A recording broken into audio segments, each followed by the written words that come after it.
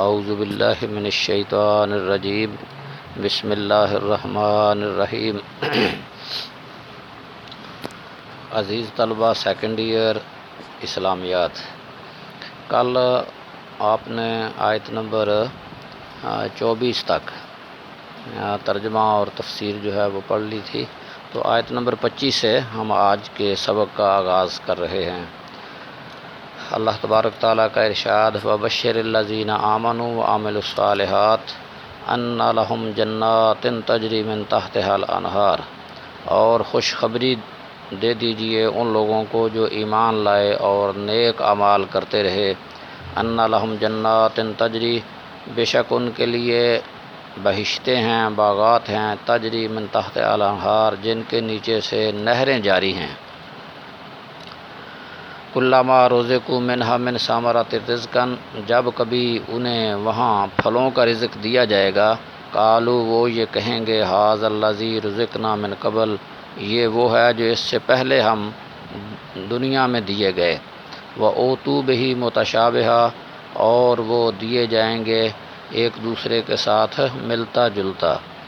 وَلَهُمْ فِيهَا أَزْوَاجٌ مُطَہَّرَةٌ، اور ان کے لیے وہاں بیویاں ہوں گی پاکیزہ۔ وَهُمْ فِيهَا خَالِدُونَ، اور وہ اس میں ہمیشہ رہیں گے۔ تو اس سے پہلے کفار کو تہدید یعنی جہنم کی آگ سے ڈرانے کے بعد اب اہل ایمان کو ترغیب دی جا رہی ہے، اور قرآن میں عموماً یہ دونوں ہی مقرون یعنی اسلوب ہیں۔ اس اسلوب بیان کی وجہ سے اسے المثانی کہا جاتا ہے۔ ایمان کے ساتھ عمل صالح کی تصریح سے مقصد یہ ہے کہ جنت میں جانے کے لیے عمل صالح بھی ضروری ہے۔ اگر کسی عمل کے صالح ہونے کے یہ معنی ہے کہ خلوص نیت کے ساتھ ہو اور سنت کے مطابق ہو۔ سنت کی مخالفت سے نیک عمل بدعت بن جاتا ہے، اور عدم خلوص سے نفاق پیدا ہوتا ہے۔ اسی کو دوسرے الفاظ میں اسلام اور احسان سے تعبیر فرمایا ہے۔ نفاق اور بدعت سے عمل برباد ہو جاتا ہے۔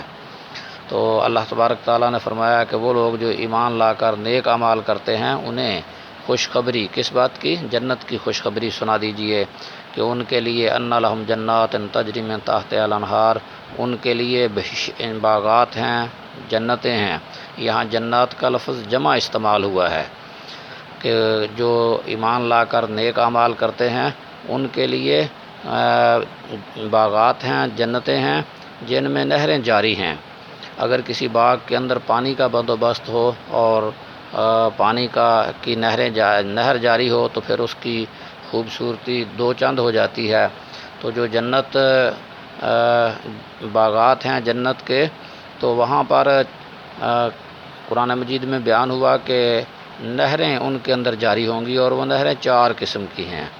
دودھ کی نہریں ہیں، صاف شفاف سفید خالص دودھ جس میں کسی قسم کی کوئی ملاوٹ نہیں ہے، اور شہد کی نہریں ہیں جس میں کوئی موم وغیرہ کی کوئی ملاوٹ نہیں، صاف اور بہترین شہد جو کہ صحت کے لیے انتہائی مفید۔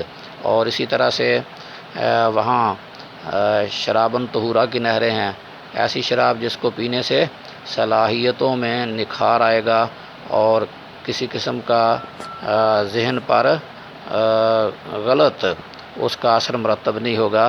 تو شرابن طہورا کی نہریں، اور پھر ٹھنڈے صاف شفاف پانی کی نہریں۔ تو یہ ایسی پربہار جنتیں جو ہیں ان لوگوں کے حصہ میں آئیں گی، اور اللہ تعالیٰ ان کو عطا فرمائے گا جو ایمان لا کر نیک عمل کرتے ہیں، تو انہیں خوشخبری دی گئی ہے۔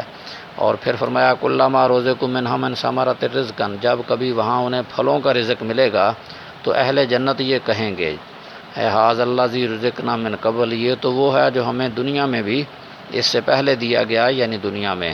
وَأُوتُوا بِهِ مُتَشَابِهًا، اور وہ دیے جائیں گے ملتے جلتے یا ایک دوسرے سے مشابہ پھل۔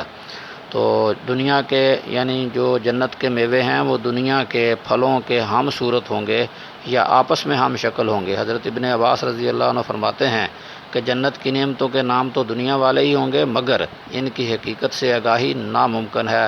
حدیث میں ہے ما لا عین رات، کسی آنکھ نے ان نعمتوں کو دیکھا نہیں ہے، ولا اذن سامعت، کسی کان نے ان کے بارے میں سنا نہیں، ولا خطر علی قلب بشر، اور کسی انسان کے دل میں ان کا خیال بھی نہیں آیا۔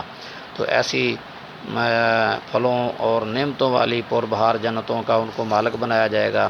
اور آخر پہ فرمایا وَلَهُمْ فِيهَا أَزْوَاجٌ مُطَهَّرَةٌ، وہاں ان کے لیے پاکیزہ بیویاں ہوں گی۔ جس کا مطلب یہ ہے کہ ان کے جو جنت کی عورتیں ہیں ہر قسم کی ظاہری اور باطنی علائشوں سے وہ پاک و صاف ہوں گی، بد اخلاق نہیں ہوں گی، خامدوں سے جھگڑا نہیں کریں گی، اور نہ ہی وہاں انہیں اس چیز کی ضرورت پیش آئے گی۔ نعمتیں اس قدر وافر ہوں گی کہ جھگڑے کا کوئی سوال ہی پیدا نہیں ہوتا۔